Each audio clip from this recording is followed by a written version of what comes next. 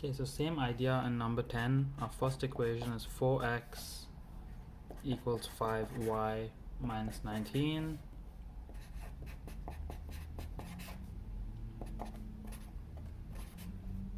I'm going to isolate y in both these equations.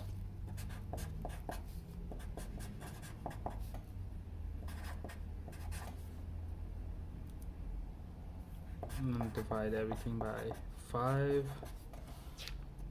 4 over 5x plus 19 over 5 equals y.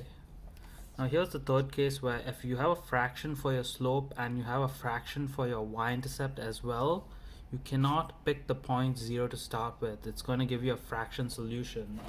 So the way to do the question is I'm going to show it in the calculator. I'm basically going to select random values for x, and I want to make sure I get whole number solutions for my points. So I'm going to type this equation 4 over 5 times, and then for x, I'm going to select x as 1 to start off with.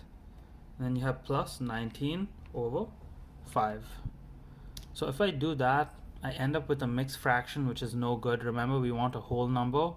So I'm just going to go on my calculator side, and I'm going to change the 1 to a 2. So now my x value is 2. I'm going to try that. Again, I get a mixed number, which is no good. So I'm going to change the x value to 3. Again, I get a mixed number, which is no good. So I'm going to increase it to 4. And I finally get a whole number. So my first value I can pick for x is 4. And the y value is 7. Again, I've done that by trial and error in my calculator. Okay, for the second point, you don't have to do trial and error again. You can always take this number right here, your first number 4, and you can just add or subtract the denominator. So if I added 4 plus 5, that will give me 9. And if I did 4 minus 5, it will give me minus 1. I'm just going to take minus 1 because it's a smaller number, a bit easier to do that. So again, in my calculator, I'm going to go 4 over 5 times negative 1 plus 19 over 5. Should give me a whole number again. In this case, I get my second point to be 3. Let's try it for this equation here. So again, I'm going to isolate y. So 4y equals negative 3x plus 9. Divide everything by 4. So y equals to negative 3 over 4x plus 9 over 4. Again, they are both fractions. So for my first point, I have to do it by trial and error. Again, I'm going to do it in the calculator. So I have negative 3 over 4 times, for my first value, I always guess x as 1 plus 9 over 4. It equals mixed fraction. That's no good. I'm going to go and change the 1 to a 2. Again, no good because it's a fraction. Let's try 3. And I get a whole number. So that's good. So my first x value is 3, and then the solution of that was 0 in the calculator. Okay, now again for my second point, I can take this first x value and I can add or subtract the denominator. So 3 plus 4 is 7. That would be a good number to use. It's not too large. 3 minus 4 is negative 1, so I could have used negative 1 as well, but I'm just going to stick with 7. So I'm going to sub in 7 into this equation. So negative 3 over 4 times 7 plus 9 over 4. I get a solution of negative 3. Okay, now I have my 2 points for each of the equations. I'm going to draw my graph.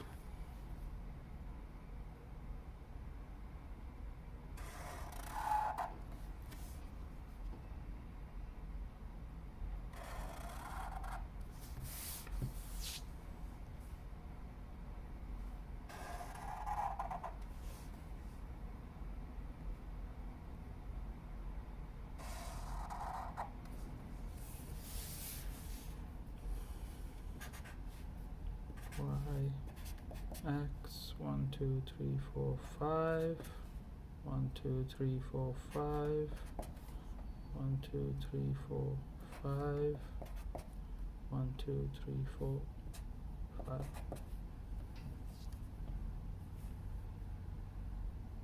My first point is 4, 7, so 4 and 7 is over there. My second point is negative 1 and 3, so negative 1, 3 is right there. I'm going to draw a straight line through those.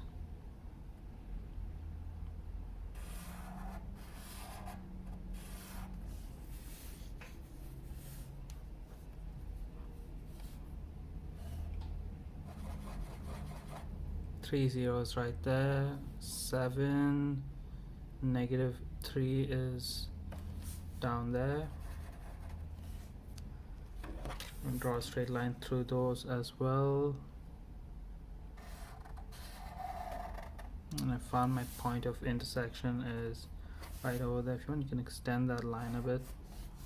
That's my point of intersection right there. POI is negative 1, comma 3.